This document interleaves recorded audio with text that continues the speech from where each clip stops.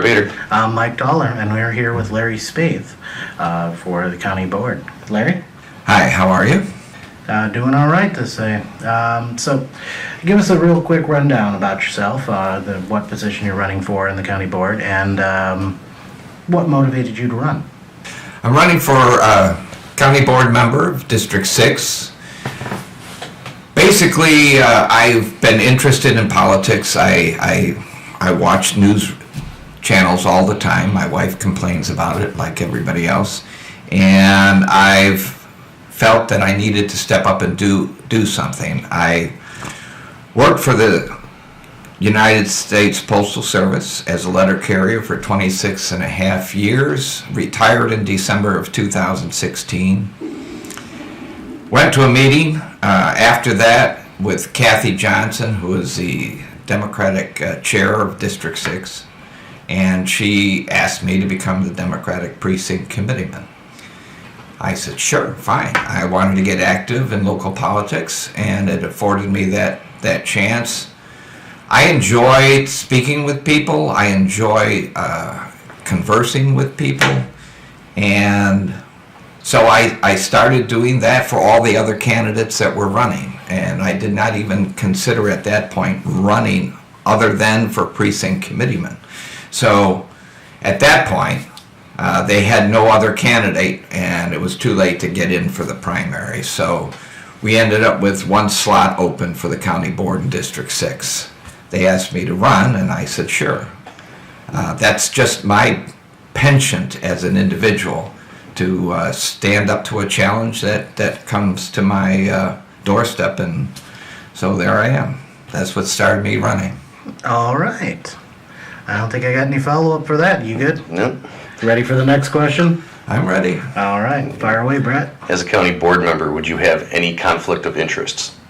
None that I can think of, I'll tell you that right off the bat. I'm a retired postal letter carrier. My wife is a retired teacher, and I have no financial business interests at all tied in with the county, other than the fact that I live here. I think we all have that interest. Yeah, that's Well, that's a good interest to have. Not necessarily a conflict. So, we're good there? We're good there? We're good there. Third question. What are the thoughts of cutting, there's been talk of cutting down the county board from 24 to 18.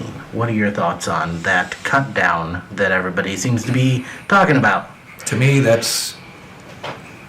I don't think that's a good start. I think it falls way short. It should be down to 12. I look at the county board, it is bloated. That's my term. I think it should be 12. There's no reason to have 4 part-time people representing the districts. This county is not that big, and it could easily cut to 12. I think going to 18 is just hedging your bet because there's so much resistance to it. I can understand that one. yeah. So my thought is that if it were, I would also like to see 12, because I think at that point you have 2 people to deal with instead of 4 that can keep passing the buck. Exactly. Now I know some people have been also talking about making some county board members full-time and some not, and that kind of scares me a little bit. But if you're going to do 12, you can do 12 at full-time. I'm on board for that. 12 to me makes sense. If you look at it right now, you have 4 people, and it just is, nobody even knows who's representing them. And if you ask people in each of the districts, I don't think they could name them.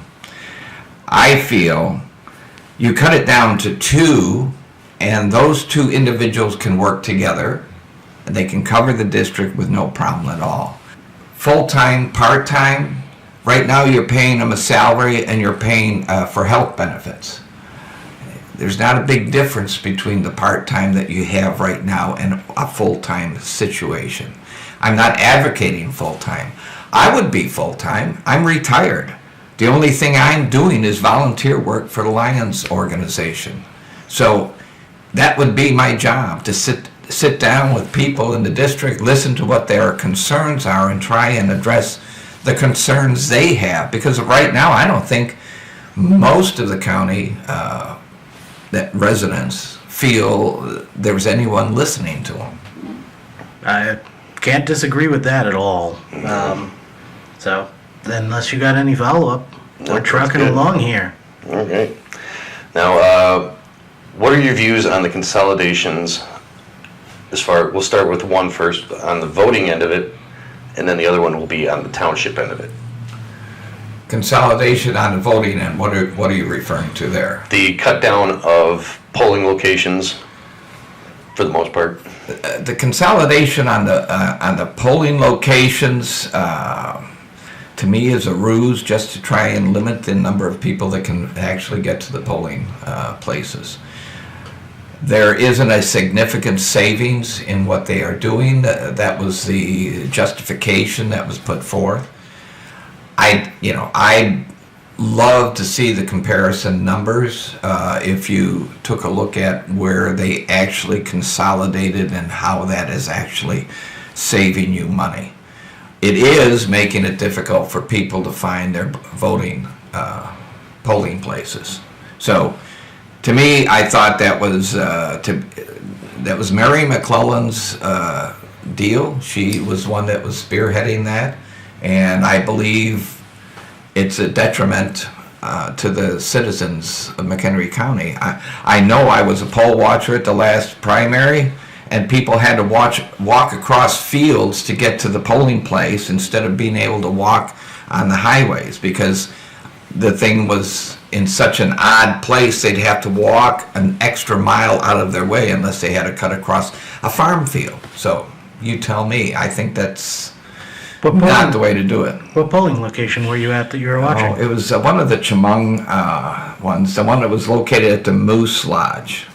Okay. So there were 3 in there. So, and prior to that, you didn't have three precincts in there. I'm an election technical judge, and I've done 4 different elections now, and I've been at 4 different locations. I like to call myself the traveling technical judge. Yeah. So I've seen quite a number of them. One of the other reasons, other than monetary, that was given for the polling place consolidation was that the schools didn't want to have the election on their property anymore because of security reasons. What do you think about that? The schools have been mandated to be polling places by state statute.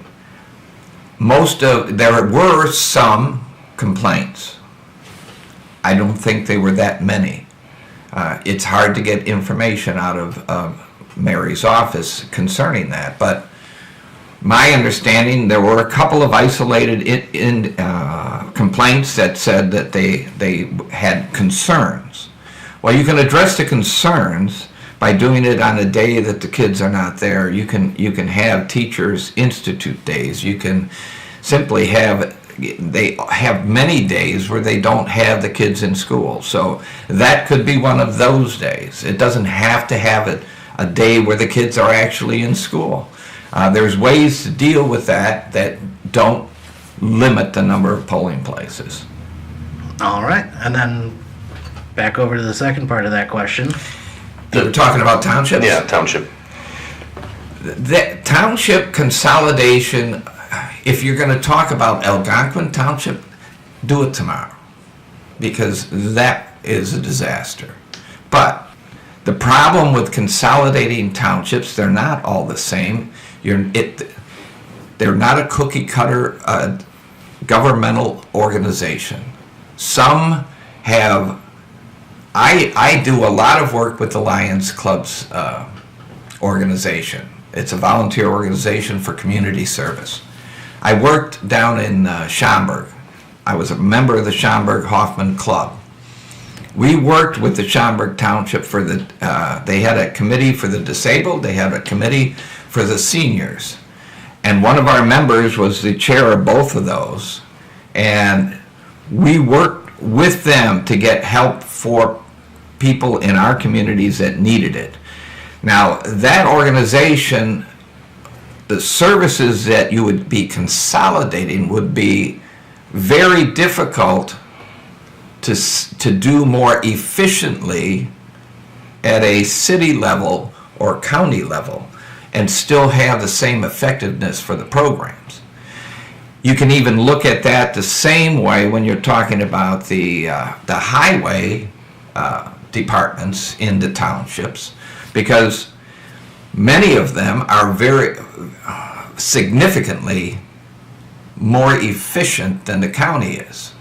And the roads themselves are a priority in that township. You move that out of the township and you move it into a larger township, the priorities get shifted. The people in those precincts may not get the service that they're used to you're not guaranteeing that the service is going to be done in a more efficient manner. Right now, if you were to take the roads from one township and make them part of the roads, the responsibility of the county, you're going to have to upgrade those roads to county standards. And that's going to cost you millions per mile to do that. So each one, when you look at this, it's a concept that is good. I don't argue with the concept of trying to have efficiency in government. I think you can achieve that, but it's not something that you want to enter into without a lot of analysis on what the benefits are actually going to be. We don't have that analysis yet. We have very surface, spotty information that's being bounced around. There's a couple of individuals that are trying to spearhead that talk about the overall concept, and the overall concept isn't a bad one, but beware of unintended consequences when you're doing something like this. Yeah. So I think there has to be a lot of consideration on that. I'm not set against it, but I would like to see it be studied and come up with something that the voters would understand what they were getting into, not sell them, this pie in the sky, we're going to save tons of money, and then end up costing them higher taxes in order to cover the expense of consolidation. So, yeah, our views are pretty much, if you can get the same services for the same or less amount of money, do it, but prove it. But prove it. Yeah, I agree. I think, and that means you have to go and look at what this township is doing. Go to the next township. They're not identical. So you have to look at how they're being done and how efficiently. I'm in Dunham Township. I almost dare them to show how they could be more efficient than Dunham Township is in what Dunham Township does, which is essentially just the roads. Okay? I can't see them doing that, especially if by statute they have to upgrade the roads to county standards if they took them over. Yeah, my personal rallying cry when it comes to this consolidation thing has been, what do we want? Evidence-based change. When do we want it? After peer review. Yeah. Yeah, you show us, you show us how it's going to save money and still, like I said, get the same amount of services out of it or more. I'm all for it. Yes, but just to do it is just not. It's ridiculous. Yes, and that takes some. It's going to cost somebody money to put that analysis together, which is, I would be for doing that at the county level and analyzing each of these townships that are here, and then present that. Yeah, because I'd rather spend the money. voters. I would rather spend the money to find out that it's not going to work than to just do it and then, oh shit, it doesn't work. Yeah, you can't back out of this. Yeah. Once you mess with it, you've already screwed the pooch on that. One township in McHenry County has been mandated that they must do a study before they move forward with their consolidation plans. I don't know if you're aware of that, but at the annual meetings when in the townships, when they the roles flip and the people take control of the meeting, the McHenry Township at the last annual meeting voted unanimously to require that the board conduct a study before moving forward with any consolidation efforts. I agree with what they did. The problem that we have when you look at government, and especially when you're dealing with different levels of government, they can do all the studies they want. It may not be their choice. If something is passed at the state level and they tell McHenry County that this has to go forward, it's going to be dependent on what the stipulations are in that statute that they pass. So that could override any small townships ordinance that they've passed as a township, because the other form of government. And then would that end up in lawsuits? Probably. And so instead of paying for a reasonable analysis, you're paying for legal problems, and then at the end of that, you don't even know where you're going to end up. I'm good there. I'm good. That was an outstanding answer. Thank you very much. So, on to the next question. What's your position on the privatization talk on Valley High Nursing Home? Just end it. Don't do any more talking about privatization of a unit that is running very well. It makes no sense. You want me to elaborate on that? I am sick and tired of people calling for privatization. Privatization takes the control away from the citizens, and the cost is still going to be theirs. And the difference between having it under the government and having it privatized, private entities are there to make money and give service, but their primary goal is to make a profit. That's not a negative for private entities. I just don't want to make a government service that's being well run and well regulated end up costing more just to give someone a profit. Because at that point, you don't know what's happening at the service end of it. So this has been something that's been well run. It's a good organization. Leave it alone. I'm good there. Outstanding. Thank you. I think it's on, unless you got anything else to add to that one? No, I was at one of the board meetings where this was discussed, and it was one of those that made want to tear your hair out. I've been to a few of those. That's pretty much every board meeting. Robert's Rules? What's that? Well, amen to that. All right, so on to the next one then. What one part of the county government would receive more attention from you if you were elected? I would be probably most interested in financial operations of the county board, simply because I want to understand why is it costing so much. I know if we could reduce the number of board members, you could easily match the reduction in the county portion of our tax bill, another 10, 11, maybe 12% the next go round. There's not a reason in the world, especially if you do that. But I went to college at Northeastern Illinois University, and I worked in the department of the psychology department. That was my major. I'm well aware of how organizations view budgeting. Every department that has a budget, and this isn't any different at a college, city, village, any entity that has a budgeting process like that, they get a budget at the end of the year or close to the end of the year. They review the budget, and if they see they have a lot of money left over, they find ways to spend it. Do they spend it well? Most of the time, no. They're there and they do that because they know if they end the year with excess funds in their budget, the following budget process is going to eliminate those funds. And they don't want that. And that's just the nature of budgeting. So you can find that kind of excessive spending in every entity that you look at. If you're corporate, federal, state, local. It's always there. It's just the nature of how you budget and the budgeting process.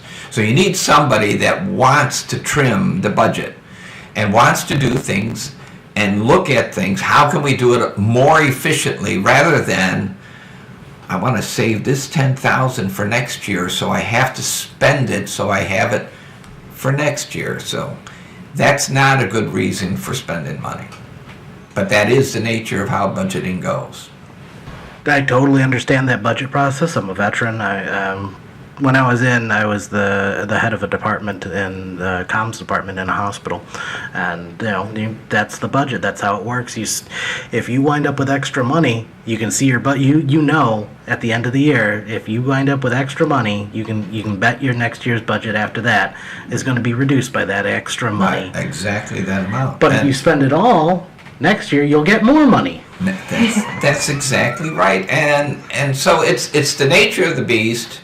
I believe what I think at this point, we're looking at trying to reduce property taxes. I don't care who you talk to. Nobody wants their bill to go up. Our bills are going up in Dunham Township. They say property values are going up, and somehow they can justify that our real estate taxes are going to go up, even with the fact that over the last, and don't quote me exactly on this because some people think, you want to pick at the numbers, go ahead, but the theory is all the same. Over the last 5 to 7 years, Harvard has only built 3 or 4 houses, depending on who you talk to. 3 of them, or 2 of them, depending on who you talk to, were from the school. There's no building going on. If you don't have building going on, where's the demand? And you need demand for prices to be going up. So I know all the assessors have their procedures, but I'd like to take a strong look at that. And that's where I'm coming from. All right. Well said. Moving on to the next question then. What do you see as the most pressing needs for infrastructure or capital projects in the country? Or in the county, sorry. In the county. Yep. I think at this point, I want to do my whole thought process in representing the county has been to listen to who I am representing. I'm coming out of in District 6. It's the rural part of the county, and so you have to listen to the farmers, and you gotta listen to what some of their needs are, because it's not necessarily reflective of what the city needs are. And I know there's been some increases in repairs on some of these roads, but I think a listening tour for me, as far as infrastructure, is the most important for their needs. But part of the most important one that I see right now is internet access for the people out here in rural areas of District 6. I have been told by AT&T, and I live right at the end of Lemke Road, right on 26. I've been told that about 800 yards or feet down the road is the optic cable. Since I moved in back in 2001, it's still there. Nothing has progressed. Why?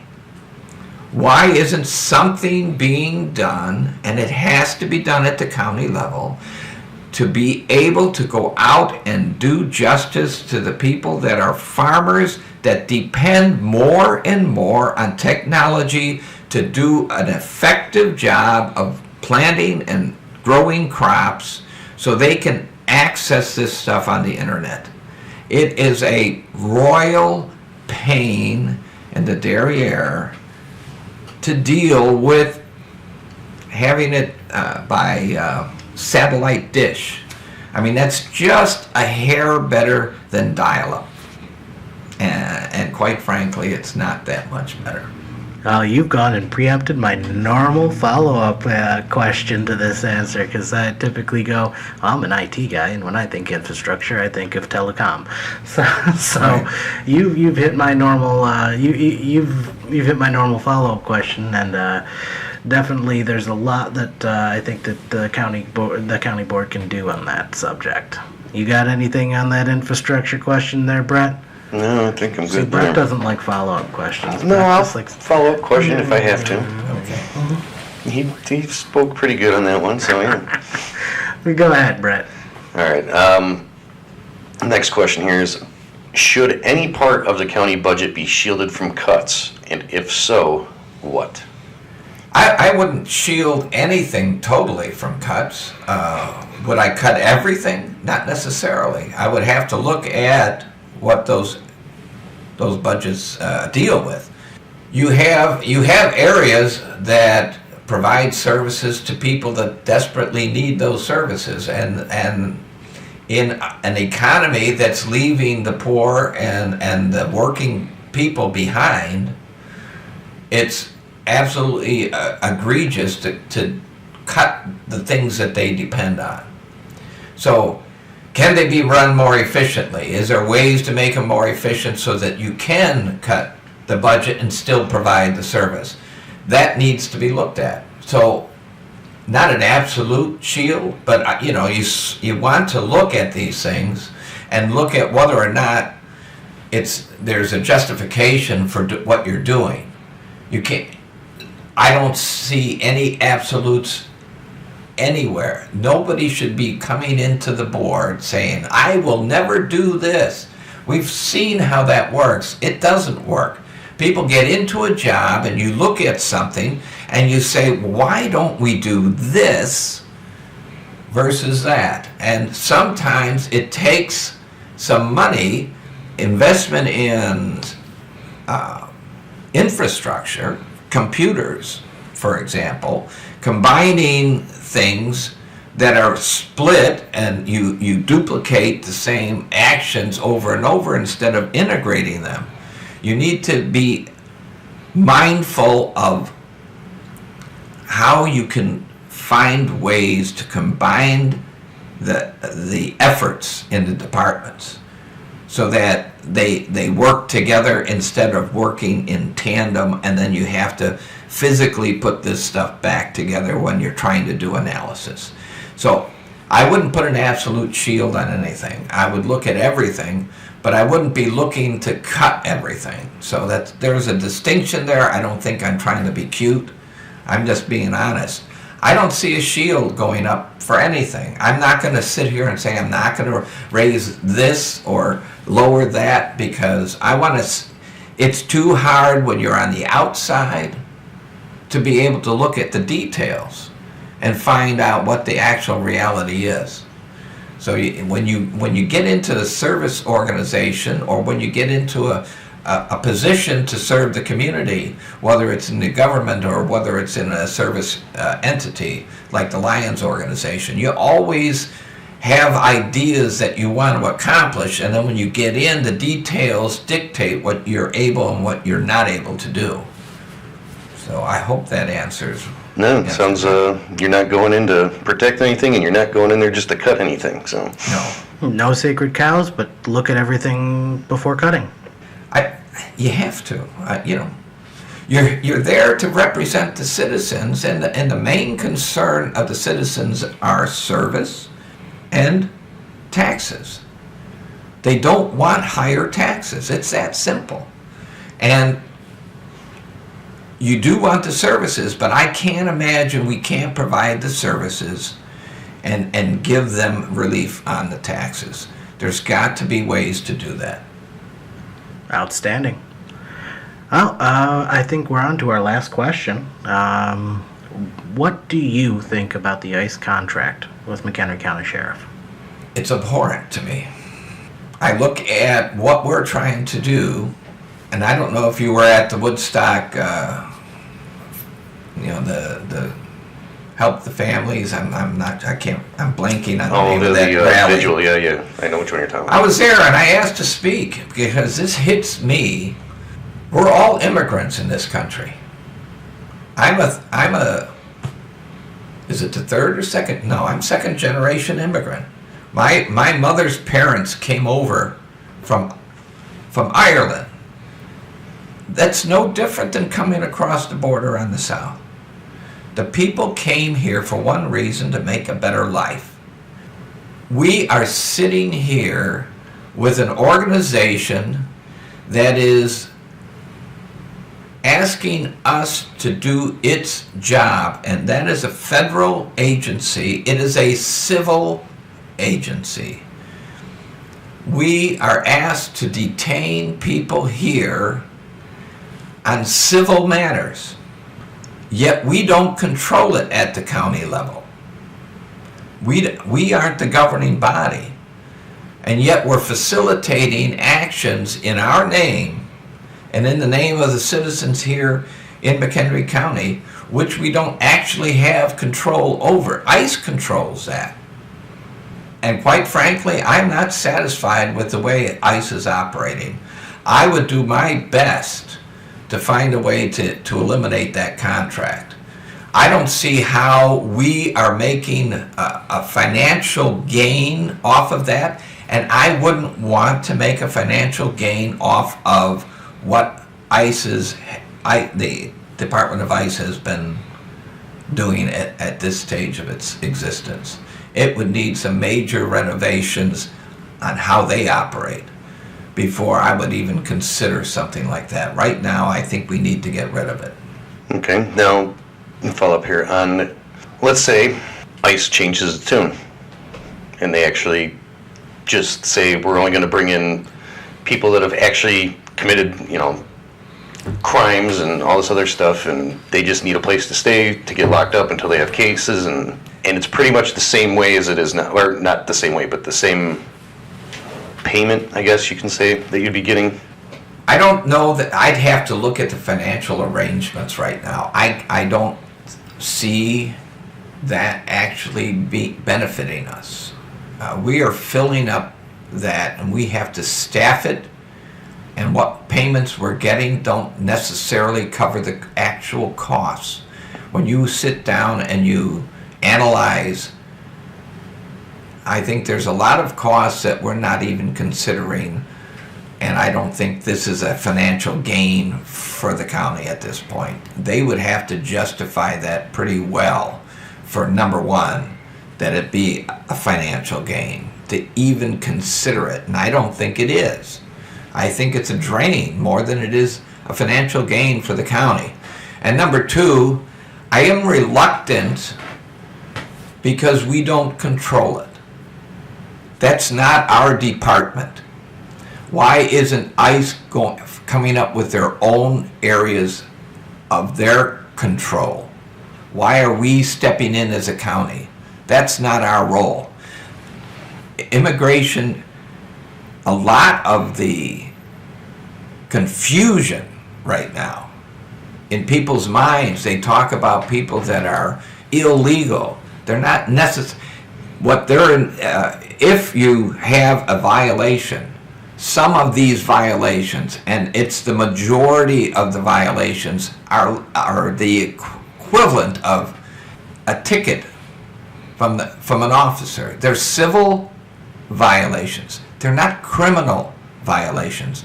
And yet we're being asked to keep people detained based on a civil problem.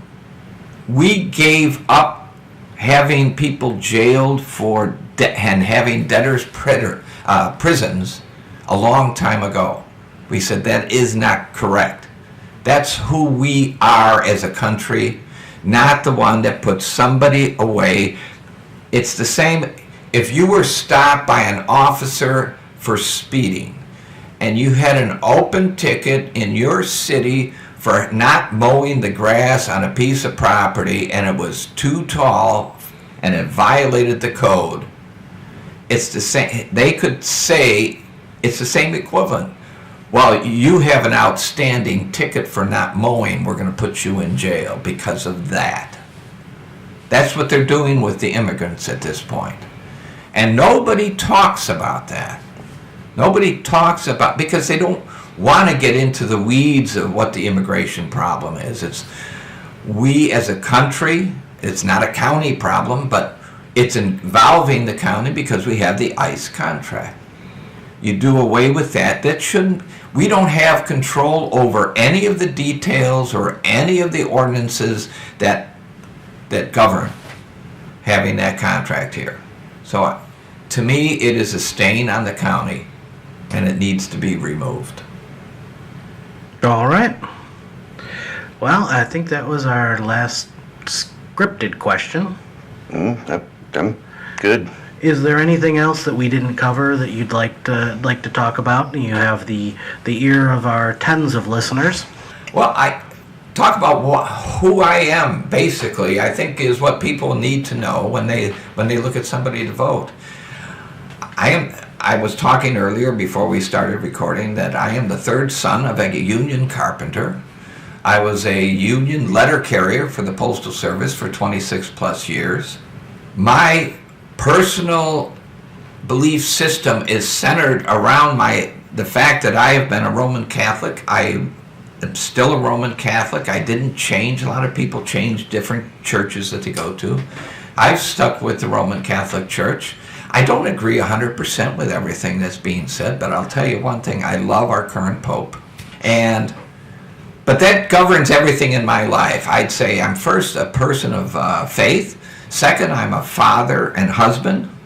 Okay, my wife and I decided when we got married that we would have 2 children and then we would start to adopt kids. Not little babies, but older kids that needed a home.